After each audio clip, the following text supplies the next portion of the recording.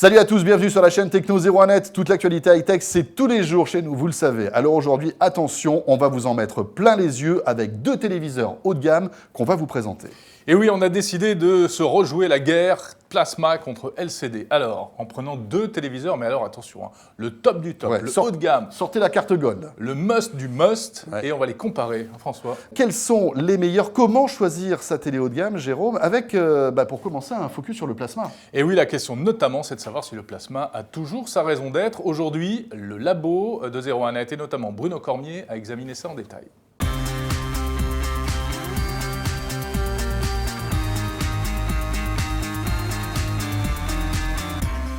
On a le top du plasma qui est la 60 pouces ZT60 de Panasonic, qui est ce qui se fait de mieux en plasma à l'heure actuelle.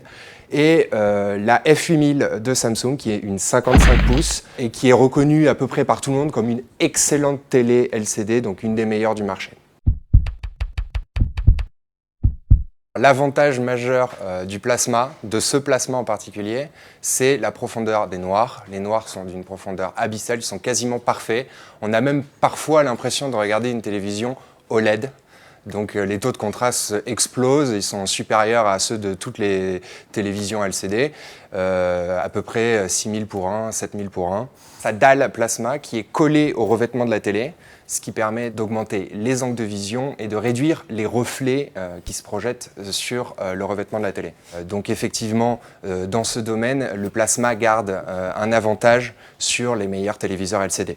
En 3D, le plasma se débrouille aussi très bien puisque c'est une technologie d'affichage extrêmement réactive qui permet donc d'afficher une image nette en toutes circonstances et donc d'éliminer tous les dédoublements d'images qu'on peut voir sur certaines télévisions 3D à technologie LCD.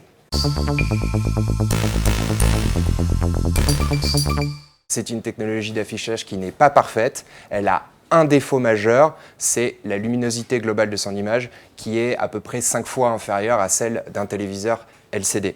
Deuxième défaut lié au premier, c'est la consommation de l'écran qui, pour afficher un blanc sur toute la surface de la dalle, consomme jusqu'à 440 watts d'énergie. C'est énorme.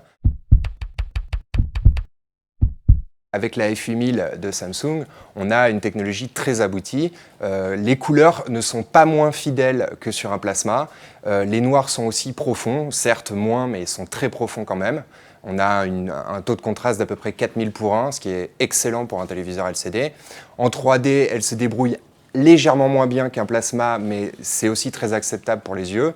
Elle est surtout beaucoup plus lumineuse, beaucoup moins gourmande en énergie. Grâce à sa grande luminosité, on pourra effectivement la regarder en plein jour dans un salon exposé, beaucoup plus fine et effectivement qui permet d'avoir de jouer plus avec le design et l'esthétique de l'écran. On a aussi des petits équipements comme la webcam ici qui vient s'intégrer parfaitement dans la télé. C'est une télé qui est beaucoup plus adaptée à un usage familial.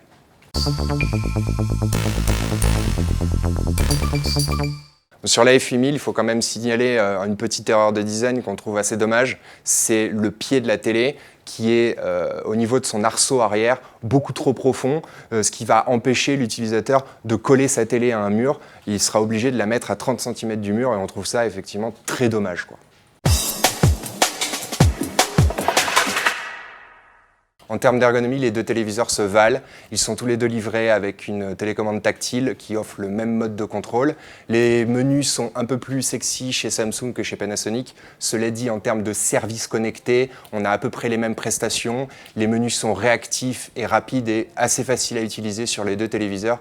Donc c'est une égalité franche et nette. Si vous êtes un cinéphile convaincu, passionné de cinéma et vraiment très à cheval sur la qualité d'image, vous pouvez effectivement craquer pour un téléviseur plasma, particulièrement le ZT60. Cela dit, si vous voulez utiliser votre téléviseur dans un usage plus familial, pouvoir le regarder dans un salon sans avoir à fermer les volets en pleine journée, il faudra plutôt se tourner vers un téléviseur LCD. Si je devais choisir, je vais peut-être un peu choquer les amoureux du plasma, mais je me tournerai plutôt sur ce téléviseur LCD qui est plus lumineux, donc plus polyvalent, qui pourra se regarder de manière confortable à toute heure de la journée sans avoir à tirer les volets. Et qui, en termes de technologie pure, m'inspire plus confiance que le plasma, qui chauffe beaucoup, consomme énormément. Et en termes de durée de vie, je me tournerai effectivement plus vers un téléviseur LCD.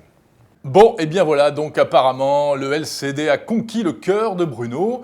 Mais c'est vrai que c'est vraiment une affaire de goût, François. C'est une affaire de goût, Jérôme. Effectivement, pour ceux qui préfèrent peut-être des couleurs un petit peu plus chaudes, avec une image qui fait très cinéma, on va peut-être se tourner du côté du plasma. Mais c'est vrai que si on veut des images hyper dynamiques avec des écrans hyper design, très fins et qui consomment moins d'énergie, c'est ce que Bruno a dit, là il faut se tourner du côté du LCD. Question de goût. Oui, puis le LCD a quand même énormément progressé. Hein. C'est ça, effectivement, il a énormément progressé. Voilà ce qu'on pouvait dire concernant ces télés haut de gamme. À vous de faire le choix et aller dans les magasins, allumer les télés et comparer, tout simplement. Toucher les télés, les vendeurs adorent ça, vous allez voir. La chaîne Techno 01 et toute l'actualité high-tech, on se retrouve bien sûr demain. Salut à tous.